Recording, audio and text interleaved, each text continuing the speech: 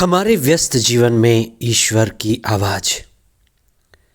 हमारा मनुष्य जीवन एक सौभाग्य है, एक अवसर है चेतना में ऊपर उठने के लिए, दिव्यता में बढ़ने के लिए।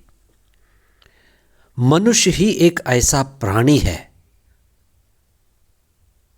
जिससे विश्राम दिवस मिला हुआ है। ये विश्राम दिवस के उद्देश्य पर आज हम विशेष चिंतन करें।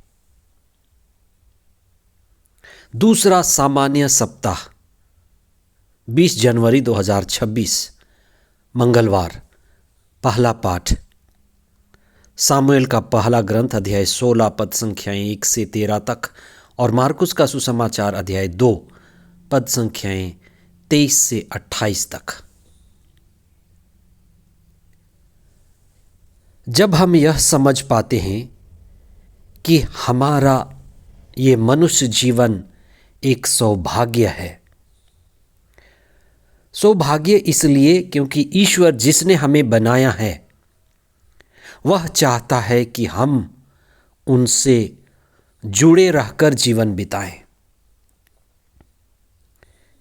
ईश्वर ने हमें अपना सहयोगी बनाया है, अपने संग रहने के लिए, उनके संपर्क में रहकर हमें जीवन जीना है। पिछले कुछ दिनों से आप सामुएल का पहला ग्रंथ सुन रहे हैं, जिसमें राजा सौल जिसे सौभाग्य मिला था, ईश्वर ने उसका अभिषेक किया था, उसे शक्ति, सामर्थ्य और राज्य दिया था, लेकिन वह ऊपर नहीं उठा। लेकिन अपने अहंकार के कारण, आज्ञा उल्लंघन के कारण, विद्रोही प्रवृत्ति के कारण उसने अपना अभिषेक खो दिया। इसलिए ईश्वर ने उससे कहा कि तुम राजा नहीं बने रह सकते। इसलिए उसने एक चरवाहे को, जो एक छोटा था, नदी नाले पहाड़ पर्वत पर भेड़ों के पीछे पीछे चलता था, दाऊद को राजा का अभिषेक दिया गया। किस तरह से ईश्वर हमें बुलाता है और वह चाहता है कि हम उनके साथ जुड़े रहकर जीवन बिताएं। आज के सुसमाचार में विश्राम दिवस के उद्देश्य पर हम चिंतन करें। केवल मनुष्य ही ऐसा प्राणी है जिसके विषय में विश्राम दिवस जुड़ा हुआ है। ईश्वर जिसने हमें बनाया है, हमारा निर्माण किया है, वह चाहता है कि हम प्रभु से जुड़े रहें।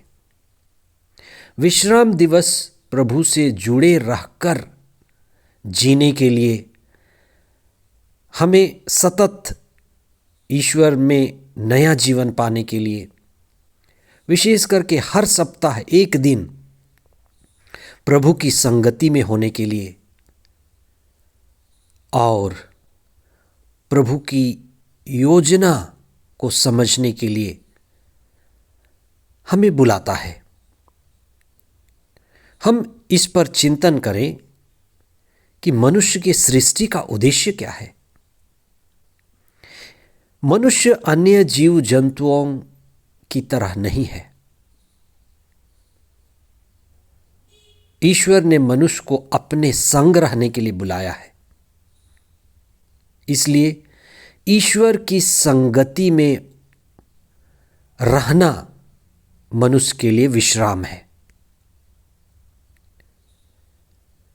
मनुष्य का विश्राम मात्र बैठ लेने से अच्छी नींद सो लेने से, अच्छा खाना खा लेने से,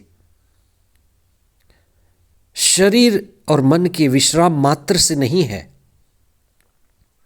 विश्राम दिवस वास्तव में ईश्वर का ही अपना स्वभाव है। उत्पत्ति ग्रंथ अध्याय 2 पद संख्या 3 में जब ईश्वर ने सारी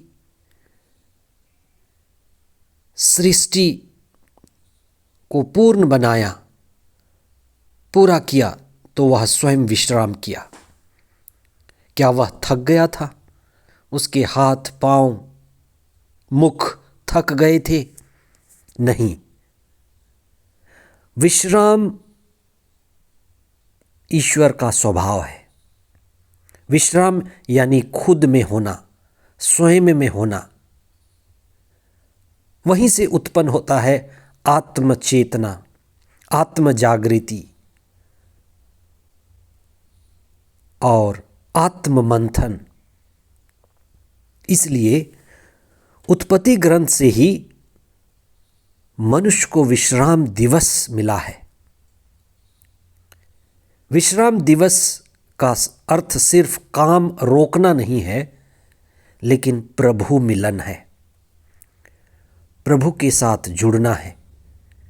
इसलिए 6 दिन हम शरीर के लिए, मन के लिए करते हैं, एक दिन ईश्वर संग जुड़े रहने के लिए है।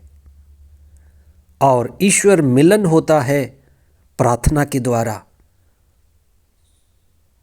प्रभु का ध्यान करके, प्रभु के गीत गा करके, उनके वचन पर चिंतन करके, साथ ही साथ परिवार के लोगों के साथ, समुदाय के लोगों के साथ एक होकर जीवन बिताना, ये विश्राम है। केवल शरीर और मन की थकान से नहीं, लेकिन प्रभु की संगति में होकर के, आनंदित होकर, आत्मा में आह्लादित होकर, ईश्वर से संयुक्त होकर जीवन जीना ही विश्राम है। इसलिए प्रभु के चेले जो गेहूं के बाल तोड़ करके खा रहे थे, उनको ये कहना कि वे विश्राम का नियम तोड़ रहे हैं, ईसा ने उनके जीवन में, शिक्षा में सुधार लाया। इसलिए हम प्रभु को धन्यवाद दें और प्रभु के साथ जुड़ें और प्रभु में विश्राम करें, जिससे हमारा जीवन संतुलित होता है। हम ईश्वर से जुड़कर ही उनकी योजनाओं को पूरी करते हैं। इसलिए हम प्रभु से संयुक्त होकर जीवन बिताएं। पवित्र आत्मा हमारी अगुवाई करे। आमीन।